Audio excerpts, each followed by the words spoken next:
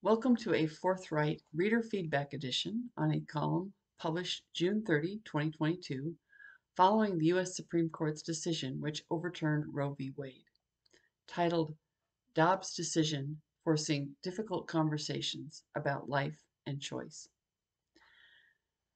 This is not the time for self-congratulatory cheering from the pro-life faithful, and we definitely don't need calls to insurrection from the pro-choice army.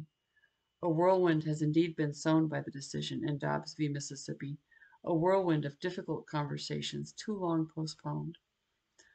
The labels pro-choice and pro-life don't reflect the non-binary nature of American attitudes on abortion, the subject of a previous column written after the foreshadowing of the final decision by the leaked draft opinion. Americans across the spectrum recognize the moral basis for an abortion when necessary to save the life of the mother. Such circumstances are extremely rare, as reflected in what used to be the pro-choice slogan, safe, legal, and rare. But if a Democrat dares to repeat that slogan today, as former Congresswoman Tulsi Gabbard did during a 2019 presidential debate, she'll find herself ostracized by her party. When she was defended by Dr. Leana Wen, who briefly led Planned Parenthood, with a tweet emphasizing, and I quote, "We should reduce the need for abortions by investing in prevention," Wen was also attacked by NARAL and other pro-choice champions. The Democratic National Committee dropped RARE from their 2012 platform and has since embraced the push for nearly unrestricted abortion access. Senator Patty Murray blocked the Born Alive Abortion Survivors Protection Act in 2019, guaranteeing medical care to babies who survived an abortion attempt. Signs prominently displayed at pro-choice rallies this week read, "Abortion on demand without apology," and "Abortion is normal." It is the normalizing of abortion that raised concerns during a Braver Angels debate in May on the question, do the rights of an adult woman take precedence over the rights of a fetus? Normalizing ending pregnancy as necessary to carry on one's life is driven by, quote, paternalistic and disempowering cultural attitudes, according to Sharon G., who also identified herself as a member of Feminists for Life. Promoting abortion rights has taken the focus off women's biological reality and left a society neglecting to support women in childbearing and child-rearing. Women deserve better. And it's hard to believe all those woke corporations offering to pay abortion travel expenses for the employees haven't also calculated the benefit to their bottom line. A round-trip ticket from Boise to a Seattle clinic is a heck of a lot less inconvenient and expensive than accommodating schedules for pregnant women, funding paid family leave, and 18 to 26 years of health insurance premiums for two. Pro-choice advocates would do better to normalize choosing parenting to put real pressure on powerful corporations. The Dobbs decision didn't ban abortion, but was one of several cases this session ending decades of a Supreme Court legislating from the bench. The U.S. Constitution deliberately limits the scope of federal authority, leaving everything else to the states, and now each state must decide. When Washington voters faced Referendum 20 in November of 1970, 56.5% of voters agreed to permitting abortions, quote, within the 4 lunar months after conception upon a woman not quick with child, end quote, the archaic term for fetal viability. It also recognized roles in the decision for the man involved and for the parents of a pregnant woman under the age of 18.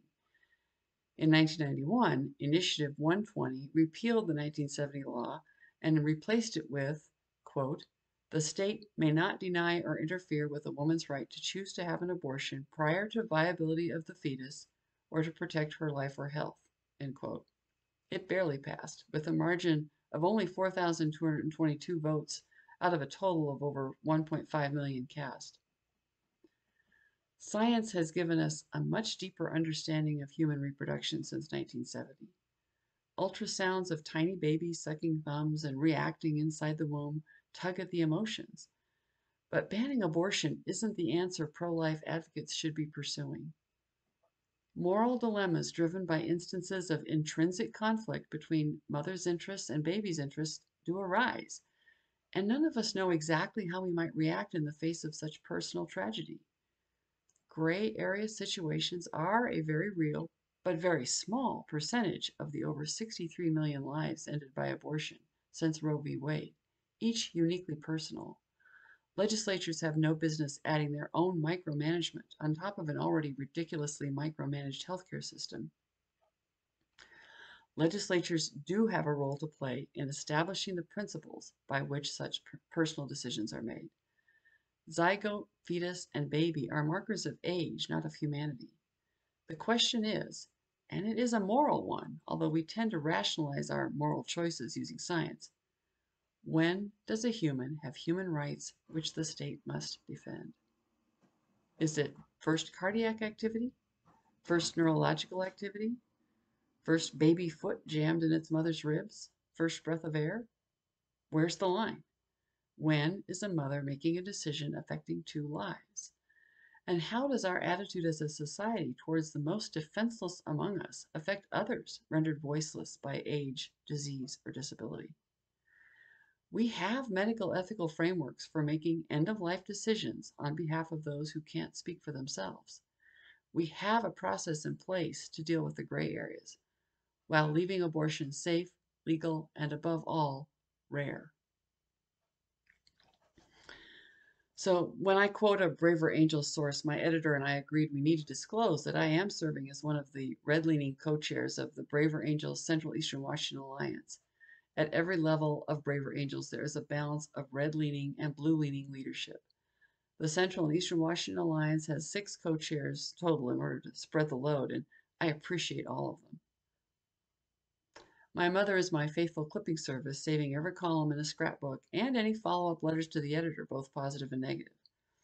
While all the email for this particular column was favorable, there was one letter to the editor my mom said was so nasty she wasn't sure I'd wanted to include it in the collection.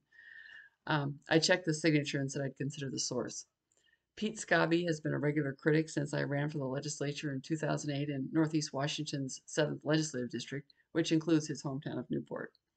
Pretty sure he's never had a nice thing to say about anyone who isn't a deep blue Democrat, and he's certainly never had anything nice to say about me. But I do appreciate a naysayer letter to respond to, and here it is in full. In response to Dobbs' decision forcing difficult conversations about life and choice, Madsen suggests no self-congratulatory cheering over Dobbs v. Jackson Women's Health Organization and then scratches the abortion scab until it's bleeding. Her tribe uses unborn life like a political carving knife. Once born, she sees poor children without means as a socialist tax liability.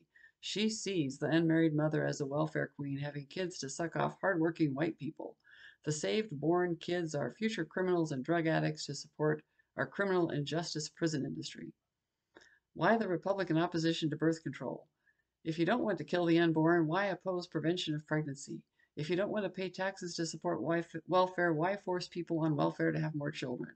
Perhaps Madsen wants to keep the political scab bleeding to get more Supreme Court victories. I can't wait for Madsen's columns about the socialist Democrats passing funding bills to deal with the mess Dobbs will create to our society. Millions of unwanted children needing medical care, housing, food, and education, and Republicans demanding lower taxes and government spending cuts. Signed by Pete Scobby of Newport, Washington. I was unaware there was Republican opposition to birth control, so that's really a little random there. But first of all, Pete, I'd appreciate it if you didn't put words in my mouth. Even before they're born, I see poor children not as tax liabilities, but as precious human beings to be nurtured, whether that's with public tax dollars or private charity or a combination of both. And a suggestion that I see unmarried mothers as welfare queens with a side swipe at a charge of racism, that's low. That's both lame and a new low even for you. A knee-jerk assumption that passing spending bills is the same as actually impacting a complex social problem is a clear sign of a left-leaning partisan bias. Republicans have their faults, but I prefer a political framework that looks for better outcomes instead of just building bigger bureaucracies and then declaring victory. What millions of unwanted children need is to be wanted, instead of being used as pawns by Democrats intent on playing the abortion card in the next election, which they are scared they're going to lose with a big red wave. And unless what you're saying, Pete, is the final solution to those who are unwanted is death, that's a pretty heartless ethical framework for evaluating the value of human life. Wantedness? You better make sure there are people in your life who want you around. But let's end on a positive note with a couple of the favorable responses. Two in particular stood out. From James Brink, after complimenting the column, James added a long and thoughtful essay posing a challenging thought experiment. First, he strongly condemns rape, describing it as a man exercising his right, as he sees it, to meet the needs of his body, or mind, or both, with no regard to the damage being done to another person. I cannot imagine even one woman supporting such a view. And then James goes on, facing into the question of when the fetus is another person. How is it then that any woman can see validity in an act that seems to have the same moral degeneracy as rape? My question is this: can said woman support such abortions but still take issue with rape? Are they willing to demand the repeal of all legislation prohibiting rape? Well, James, less than 1% of abortions are about saving the life of the mother. Most are tough decisions made to meet other needs of the mother with little regard for the damage being done to another person. It's a tough analogy to face into, and zeroing right in on that moral question. From Hank Rayset, a software engineer from upstate New York, whom I met on social media because we both were working from home with goats. Hank says, I particularly liked your clarity here. The question is, and it is a moral one, although we tend to rationalize our moral choices using science, when does a human have human rights which the state must defend? Hank says, I have often made the same point and couldn't agree more. And that really is the question. Where do we draw the boundaries? Now that we've turned this back to the states, it's out of the courts, it's into the legislative bodies. Now's the time for those debates and those discussions. Where do we set the boundaries? When does a human have human rights which the state must defend? Thank you for listening to this edition of Forthright. Be sure to subscribe to my Substack page for notifications of new content.